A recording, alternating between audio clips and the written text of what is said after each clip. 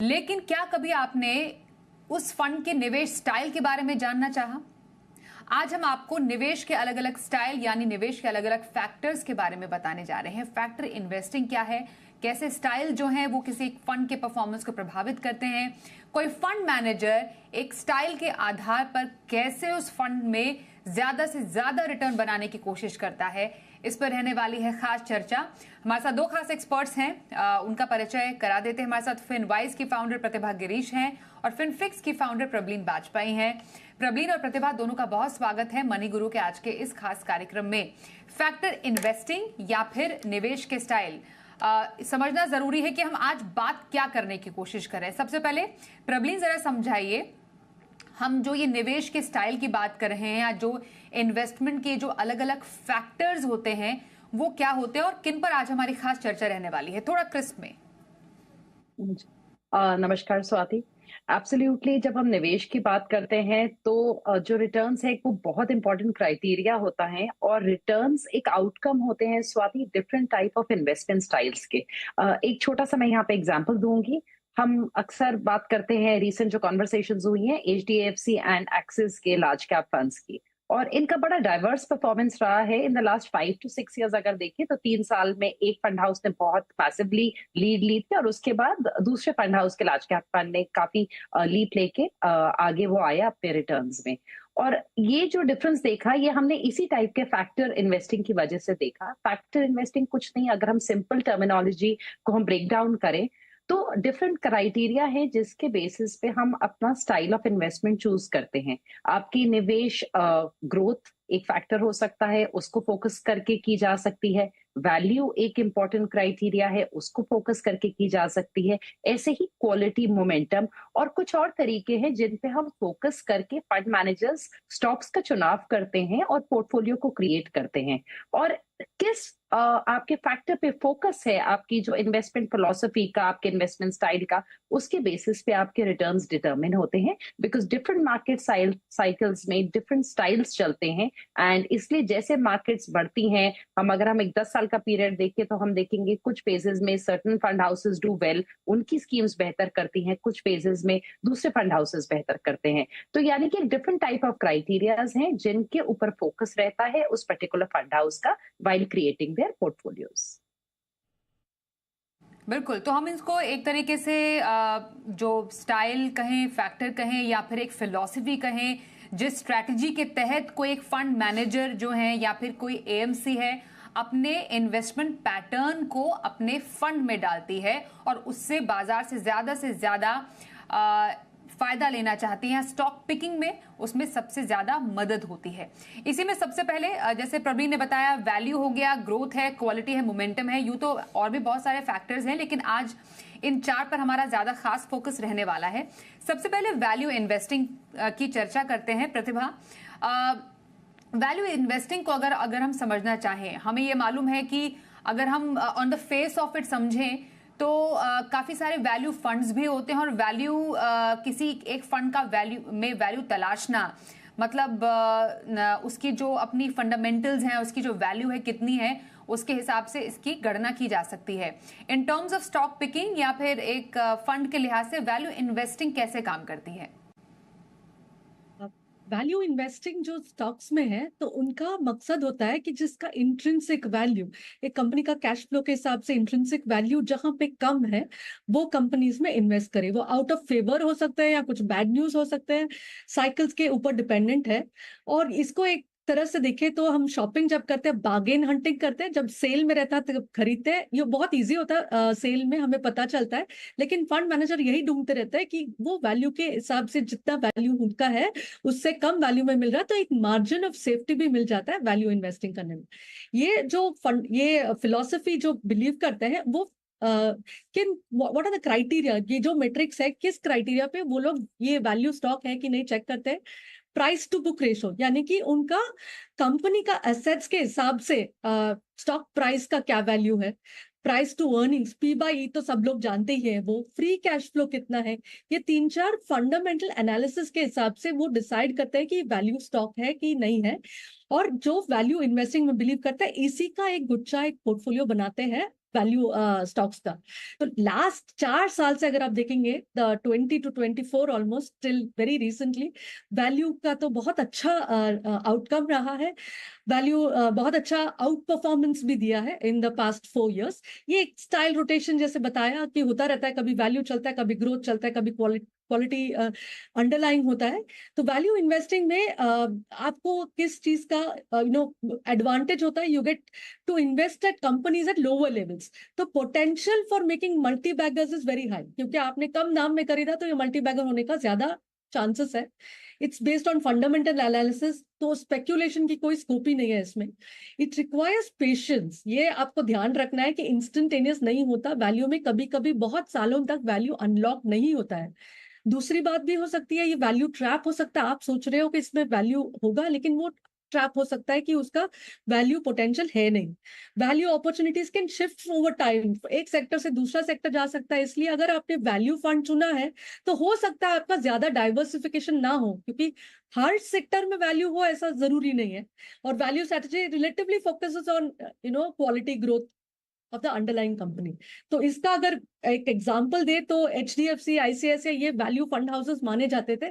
अभी तो सब लोग सब स्टाइल में फंड मैनेजर्स लेके आते हैं, लेकिन वैल्यू फंड हाउस बोलते हैं HDFC याद आता है। ओके। तो HDFC जैसे जो फंड हाउस है, AMC है, वो वैल्यू इन्वेस्टिंग को ज्यादा उस पर फोकस करती है, उस पर आधारित है। मुझे प्रबलीन एक बात बताइए, हमें जैसे मालूम है वैल्यू कॉन्ट्रा एक कैटेगरी भी है और एक स्टाइल भी है, मतलब हम वैल्यू फंड भी देखते हैं, वो डिफरेंस क्या है? मतलब वो जो एक पूरा फंड है वो वैल्यू इन्वेस्टिंग पर आधारित है, या फिर उसका जो एक स्टाइल है वो हर पूरे AMC अपने हर फंड में वैसा वो जो स्टाइल है वो डालने की कोशिश करती है? और जैसा प्रतिभा ने ये भी बताया कि पिछले 4 साल लगभग वैल्यू इन्वेस्टिंग के लिए अच्छे रहे हैं, अभी का जो टाइम है वो कैसे इन्वेस्टिंग पैटर्न के लिए सही है? जी। स्वाति, पहले first part of your question, जो कैटेगरी है वैल्यू इन्वेस्टिंग की, या जो एक वैल्यू स्कीम्स फंड हाउसेस लेके आते हैं, वो कोई भी फंड हाउस लेके आ सकता है जहां पे उनका broader investment philosophy growth oriented भी हो सकती है। यानी कि अगर कोई फंड हाउस है, मान लीजिए जैसे एक्सिस हो गया या मिराय हो गया, PGIM, इस तरीके के हम फंड हाउसेस को यूजुअली ग्रोथ ओरिएंटेड मानते हैं। जैसे अभी प्रतिभा ने बोला कि हम HDFC और ICICI को वैल्यू ओरिएंटेड बोलते हैं। फंड हाउस अपनी कैटेगरी वैल्यू की कोई भी लेके आ सकता है, डेफिनेटली उसको उस स्पेसिफिक मैंडेट के अंदर ही चलाना है जहां पे आप वैल्यू स्टॉक्स को ही चुन के उस पर्टिकुलर स्कीम को रन करते हैं। तो उसका एक ब्रॉडर इन्वेस्टमेंट फिलोसफी से जो फंड हाउस की है उतना ज्यादा लिंक नहीं है, क्योंकि उस पर्टिकुलर स्कीम का मैंडेट जो है उसको सेबी के अंतर्गत उस फंड हाउस को फॉलो करना ही है। एंड ऑफ कोर्स हमने देखा है spectacular performance in the last 4 years हमने वैल्यू इन्वेस्टिंग के देखी, एंड काफी इसमें पैसा भी आता है। एंड थोड़ा सा लोग जैसे इम्पेशेंट होके जो ग्रोथ स्टॉक्स हैं या ग्रोथ वाली ओरिएंटेड स्कीम्स हैं, स्वाति, हमने देखा है कि वहां से निकल के हम दूसरी जगह पे जाना भी चाहते हैं ओवरऑल। बट लॉन्ग टर्म के पॉइंट ऑफ व्यू से अगर हम देखें तो जो let's say last 10 to 15 years का अगर हम डेटा देखें तो हम देखते हैं कि बहुत सारे ऐसी पॉकेट्स हैं जहां पे growth has outperformed, and like Pratibha mentioned in the last 5 years, 5 में से ऑलमोस्ट 4 years में वैल्यू इन्वेस्टिंग ने आउट परफॉर्म किया है। So these are based on आपके जो साइकिल्स आते हैं मार्केट्स में, उस पर डिपेंडेंट होता है। आज के टाइम पे अगर हमें डिसाइड करना हो तो आइडियली अगर आपका लॉन्ग टर्म पोर्टफोलियो है 10 से 12 साल 15 साल का, तो स्वाति हमें दोनों अप्रोचेस को लेके चलना है। और ये मैं इस बेसिस पे कह रही हूँ क्योंकि अगर हम लंबे समय का डेटा देखें, हम 2 स्कीम्स उठा लेते हैं यहाँ पे, HDFC top 100 and axis blue chip. एक वैल्यू स्टाइल से चलती रही है ज्यादा HDFC की, और एक ग्रोथ स्टाइल से। और हमने देखा कि 2018-19 में बहुत अच्छे से एक्सिस ने बीट किया था HDFC को, और मतलब 8-9-10% के मार्जिन से। और अगर हम 21, 22, 23 की बात करें तो HDFC ने बीट किया। पर अगर हम दोनों स्कीम्स का 10 साल का रिटर्न देखें तो वो ऑलमोस्ट सेम है, दोनों का करीबन 12-12.5% पे है। यानी कि over the longer period of time, because different cycles आएंगे, वो कहीं ना कहीं थोड़ा इक्वेट कर देगा। सेम एग्जांपल अगर हम US में देखें, वैल्यू रसल्स जो इंडेक्स है और ग्रोथ इंडेक्स है, उनका अगर हम 40 साल का भी डेटा उठा के देखें तो करीबन दोनों के रिटर्न्स 12.01 से लेके 12.09% की रेंज में है। बट अगेन जो जर्नी है ड्यूरिंग दोस 40 इयर्स वो डिफरेंट रही है। यानी कि हमें पोर्टफोलियो में जब हम कंस्ट्रक्ट कर रहे हैं हमें दोनों चाहिए। एंड एट दिस पॉइंट हम ये मान के चलते हैं कि जब इंटरेस्ट रेट्स ऊपर होते हैं तब value can do better and growth पे हिट आती है। पर अगर आने वाले 2 से 3 साल में हम देखेंगे इंटरेस्ट रेट्स कटना शुरू होंगे because we are at the peak of the interest rate cycle, तो मेरे ख्याल से ग्रोथ इन्वेस्टिंग फिर से वापस आनी चाहिए। सो किसी को भी आप बिल्कुल नेगेट ना करें, नकारे ना, एंड आई थिंक दोनों का इंक्लूजन होना चाहिए। But growth definitely looks promising अगर इंटरेस्ट रेट्स में आगे चल के कटौती होती है तो। एब्सोल्युटली। तो I slip in growth investing here, पर उससे पहले एक पॉइंट बताना जरूरी है। जो महान इन्वेस्टर है वॉरेन बफे, वो काफ़ी ज़्यादा वैल्यू इन्वेस्टिंग के हितैषी रहे हैं, उनको पसंद रही है। सो ये एक एग्जाम्पल है जो हम वैल्यू इन्वेस्टिंग के लिए एक फेमस एग्जाम्पल आप सबको दे सकते हैं। Growth investing in continuation to what Prableen just said, Pratibha, growth investing मतलब आने वाला जो टाइम है वहाँ पर ग्रोथ इन्वेस्टिंग के लिए काफ़ी संभावनाएं हैं, और कैसे काम करता है ये? ग्रोथ स्ट्रैटेजी जो चुनते हैं वो ये देखते हैं कि उन अर्निंग्स कैपेसिटी जो है, अर्निंग्स एक्सपेक्टेड जो है वो अबव एवरेज रहे। वो कंपैरिजन में मतलब अपने इंडस्ट्री से, सेक्टर से, ओवरऑल मार्केट से अर्निंग पोटेंशियल ज्यादा रहे तो वो ग्रोथ कंपनीज माना जाता है। इसका फ्यूचर पोटेंशियल अच्छा होता है। इसका मतलब ये भी हो सकता है कि lesser emphasis on present stock price. तो इतना वो देखते नहीं है कि कम में मिल रहा है, कि बिकॉज अच्छे ग्रोथ वाले कंपनीज जो है वो शायद बहुत चीप ना मिले, लेकिन क्योंकि फ्यूचर पोटेंशियल अच्छा है फिर भी इन्वेस्ट करते हैं। तो क्या फैक्टर्स हो सकता है जिसके बेसिस पे ग्रोथ को सिलेक्ट किया जाता है?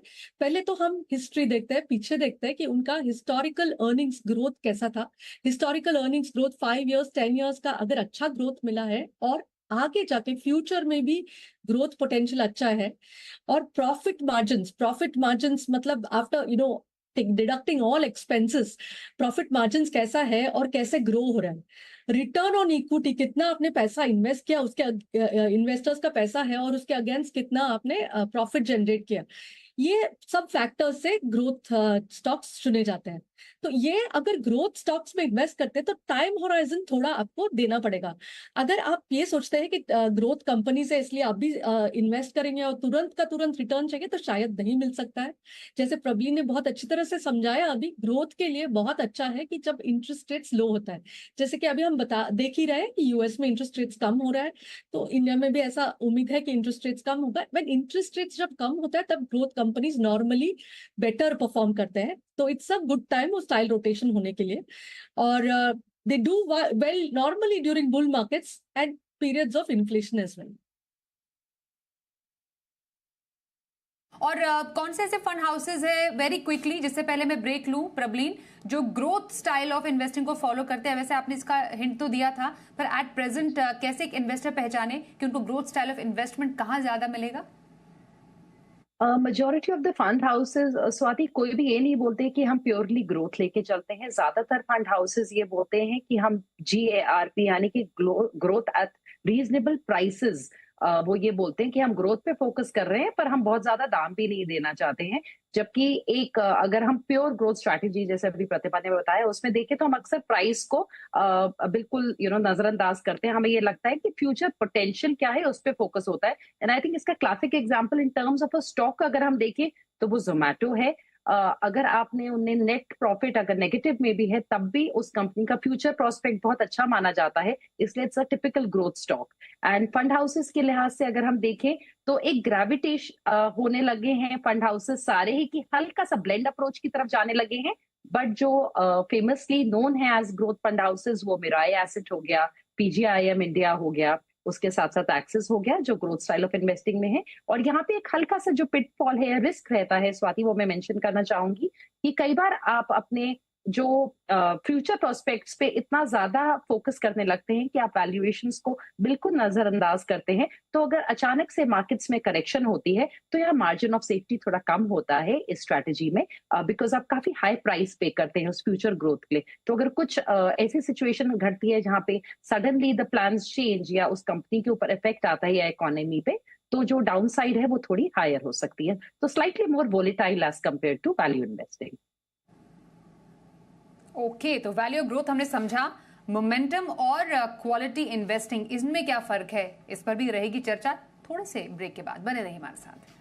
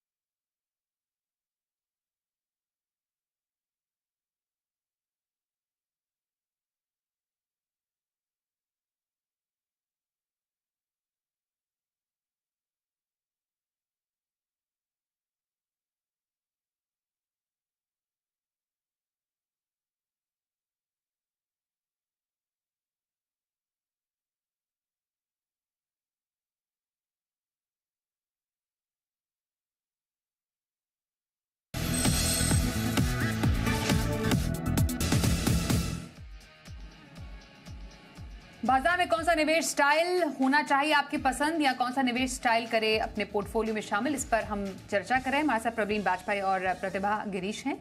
प्रतिभा, अब ये जरा समझाइए, हमने वैल्यू की बात की, ग्रोथ इन्वेस्टिंग की बात की, मोमेंटम इन्वेस्टिंग को कैसे समझें? स्वाति, आप तो देख ही रहे हैं कि momentum is the bus word. सब लोग मोमेंटम फंड्स लॉन्च कर रहे हैं, मोमेंटम के बारे में ही बहुत सारी बातचीत हो रही है। दिस इज जैसे चांस पे डांस बोलते हैं ना, वैसा वाला स्ट्रैटेजी मेरे मानने से। ये it takes advantage of market volatility। मतलब जो पोजिशंस चल रहा है, जो स्टॉक्स चल रहे हैं, उसको ही खरीदते हैं, और बिफोर दे फॉल, मतलब they start showing signs of going down, उसको बेच देते हैं। So this is buy high and sell higher. ये एक स्ट्रैटेजी हो सकता है मोमेंटम का। तो अगर हम ये सोचे तो आसान लगता है। क्या हम अपना डायरेक्ट पोर्टफोलियो ये मोमेंटम स्ट्रैटेजी फॉलो कर सकते हैं? जो चल रहा है उसी को खरीदे, और जस्ट गिरने लगा तो आप बेच दे? बहुत ही मुश्किल है। चांसेस है कि हमने फंड मैनेजर का मदद नहीं लिया, हमने खुद ने ऐसा मोमेंटम स्ट्रैटेजी से बनाया, तो चांसेस है कि अच्छा खासा नतीजा नहीं निकलेगा। क्योंकि आपको चुनना है लिक्विड सिक्योरिटीज की, आपको बेचना चाहिए तो कोई मार्केट होना चाहिए उसके लिए। आपको मैनेज करना है रिस्क को, टाइमिंग को एकदम करेक्टली आपको एग्जीक्यूट करना है, करेक्ट टाइम पे बाय और सेल करे, that you not holding on to the wrong stocks. इसके जो रिस्क होते हैं ये हाई रिस्क है, and it's fairly aggressive strategy as it is. ये जो बिजनेस फंडामेंटल को रिलेटिवली इतना वेटेज नहीं देता। वैल्यूएशन, मार्जिन ऑफ सेफ्टी, इस सब का ज्यादा वेटेज नहीं होता। हाल ही में जो चल रहा है उसी पे ज्यादा वेटेज होता है, क्योंकि वो पूरा वेव्स में चलता है मार्केट। आप कभी खरीदते हो, कभी बेचते हो, तो हाई ट्रांजैक्शन कॉस्ट होता है। मार्केट टाइमिंग चैलेंज हो सकता है, फंड मैनेजर इसको अच्छी तरह से मैनेज कर लेते हैं, लेकिन market timing can be a challenge. Volatility sensitivity, मतलब अगर सडनली दिशा चेंज हो जाए मार्केट का, तो हो सकता है आपके फंड्स में कुछ लॉसेस हो। ड्रॉडाउन्स जो है बहुत ज्यादा एम्पलीफाइड लगेगा अगर आप मोमेंटम स्ट्रैटेजी मिड और स्मॉल कैप में चुनोगे तो। मिड और स्मॉल कैप के बदले में अगर आप लार्ज कैप में करोगे, थोड़ा कम उस पर असर पड़ सकता है। अगर आप एडवांटेजेस की बात करें तो आउटसाइज रिटर्न मिल सकता है, जैसे आपने देखा पिछले 3 साइकिल में, when it is market up trend ही है, तब आपको बहुत अच्छा आउटसाइज रिटर्न्स मिल सकता है। होराइजन जो है, इन्वेस्टमेंट होराइजन हर एक का लंबा नहीं होता, शॉर्टर टर्म होराइजन में भी आपको अच्छा खासा रिटर्न्स इसमें मिल सकता है। It is less dependent on fundamental, तो फंडामेंटल एनालिसिस नहीं, आपको ट्रेंड देखना होता है। और it leverages market sentiment, so heard में सब लोग जहां चल रहा है वहां पे चलता है। और इसमें अगर आप मोमेंटम में बहुत सक्सेसफुल फंड हाउस अगर आप देखोगे, तो आप क्वांट म्यूचुअल फंड के मन में आता है। और दूसरा एडलवाइस का जो बैफ है, वो भी मोमेंटम स्ट्रेटजी यूज करता है, मोमेंटम के हिसाब से डेट इक्विटी को बैलेंस करता है। तो these are two fund houses which come to mind. और मोमेंटम पर हमने बात की क्वालिटी इन्वेस्टिंग, क्योंकि ये भी एक बहुत इंपॉर्टेंट फैक्टर है, बहुत इंपॉर्टेंट स्टाइल है जिसको काफी फंड हाउसेज और फंड मैनेजर अपनाते हैं। ये क्वालिटी इन्वेस्टिंग प्रवीण कब काम आती है?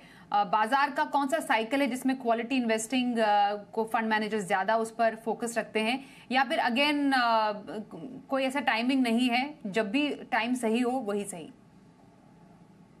क्वालिटी इन्वेस्टिंग ऑलमोस्ट एक तरीके से ऑपोजिट हो जाता है मोमेंटम का, स्वाति, क्योंकि हम लोग फंडामेंटली ऐसी कंपनीज को देख रहे हैं जो बहुत ही ज्यादा हेल्दी हो in terms of their finances, जो फाइनेंशियल्स हैं उनके, उनकी स्ट्रॉन्ग अर्निंग्स हो, बैलेंस शीट्स बहुत ही ज्यादा साउंड हो। और इस टाइप की कंपनीज मेरे ख्याल से आइडियली तो किसी भी साइकिल में चलनी चाहिए, बट क्योंकि इनमें शायद आपको एकदम से उस टाइप का फास्ट स्पीड में, जिसको बोलेंगे fast and furious kind of जो हम देखते हैं रन अप, वो ना देखें, इसलिए ये ज्यादा स्टेबल कंपनीज में पाया जाता है। बट ये हर सेक्टर्स में मोस्टली लीडर्स होते हैं और ये काफी एस्टैब्लिश्ड कंपनीज हैं। एंड आई थिंक ये ऑलमोस्ट हर फंड हाउसेस क्वालिटी को एक एडिशनल क्राइटेरिया की लेके चलना चाहते हैं।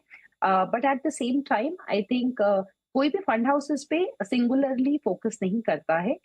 एनजे म्यूचुअल फंड जो है वो क्वालिटी को फर्स्ट क्राइटेरिया अपना लेके चलता है, एंड उसके बाद वो बोलते हैं कि जो हम अपना एडवांस सिलेक्शन है ऑफ पोर्टफोलियोज वो हम वैल्यू पैरामीटर्स पे करते हैं। तो यानी कि जो क्वालिटी का क्राइटेरिया है ये हल्का सा ज्यादा टिल्टेड है वैल्यू की तरफ, उससे थोड़ा सा मेल खाता हुआ है। बट आज के टाइम पे अगर हम, बिकॉज हम फैक्टर इन्वेस्टिंग की भी बात कर रहे हैं, हम बहुत सारे डिफरेंट फैक्टर्स को यूज करके देख रहे हैं कि इंडिसेस बन रहे हैं, तो इंडेक्स फंड्स लॉन्च हो रहे हैं, फंड हाउसेस बहुत सारे क्वालिटी पे फोकस करते हैं, उनमें से डीएसपी एक है।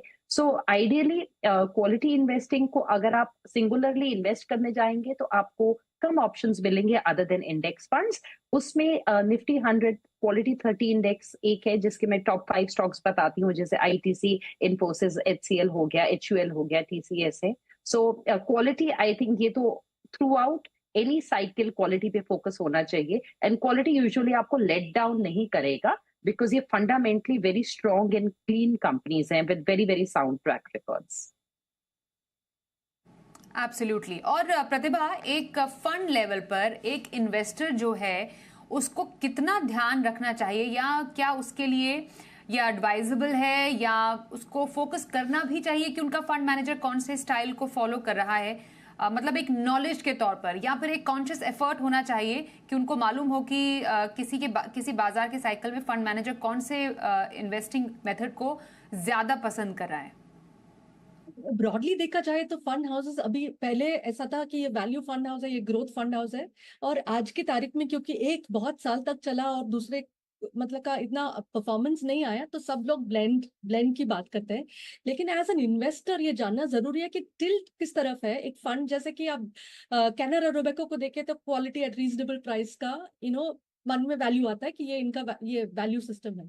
तो ये जानना बहुत जरूरी है। हम ये नहीं कर सकते कि अभी हमने क्वालिटी खरीदा और फिर या वैल्यू खरीदा और बेच दिया, बिकॉज ट्रांजैक्शन कॉस्ट ज्यादा होते हैं, और कब खरीदना कब बेचना वो पता नहीं है, टैक्सेशन होता है, और हम कंपाउंडिंग का जो मैजिकल एक इफेक्ट है उसको तोड़ रहे हैं। तो हमें वो नहीं करना है। लेकिन ये जानना जरूरी है कि अगर आपने एक बड़ा सा पोर्टफोलियो बना रहे हैं और आपने 2 लार्ज कैप स्टॉक चुने, लार्ज कैप म्यूचुअल फंड्स चुने, तो इसमें ये होना जरूरी है कि एक वैल्यू हो एक ग्रोथ हो, तो एक काइंड ऑफ बैलेंस मिलता है। At any point of time एक तो अच्छा रहेगा, जरूरी नहीं है 2 चुनना, लेकिन अगर आप 2 चुन ही रहे हो तो different styles will benefit you. जैसे हम देखते हैं एसेट एलोकेशन की तरफ ध्यान देते हैं, मार्केट कैप की तरफ ध्यान देते हैं, तो पोर्टफोलियो में हर स्टाइल, मतलब दोनों स्टाइल, एटलीस्ट वैल्यू ग्रोथ के बीच में दोनों स्टाइल होना, थोड़ा बहुत मोमेंटम होना जरूरी है कि at any point of time एक ना एक तो चल पड़ेगी और आपका पोर्टफोलियो का आउटकम जो है अच्छा रहे।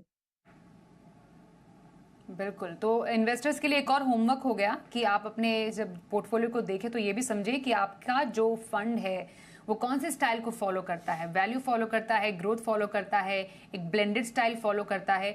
इन्फॉर्मेशन जो जानकारी काफ़ी हद तक हमारे एक्सपर्ट्स ने आपको दी है, क्योंकि आपका हक बनता है कि हर एक मार्केट साइकिल में आपको अपने फंड में फ़ायदा हो।